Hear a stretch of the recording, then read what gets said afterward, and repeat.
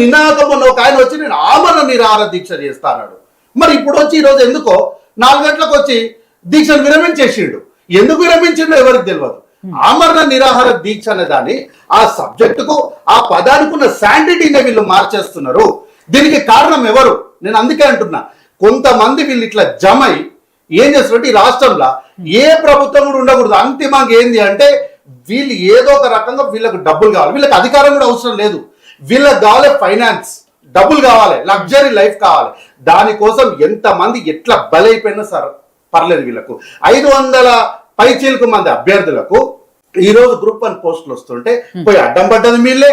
మళ్ళీ దీన్ని ముందుకు తీసుకెళ్లి వారికి రిజల్ట్లు ఇచ్చిన తర్వాత కూడా రిజల్ట్ అని కూడా మళ్ళీ మీరు తప్పుదో పట్టించడానికి అమాయకులైనటువంటి వాళ్ళు పాపం ఈరోజు మాట్లాడే మా కుమారన్న లాంటి వాళ్ళు కొంతమంది ఇదే వేదిక పైన కొంతమంది విద్యార్థులు వచ్చి మాట్లాడిపోయారు.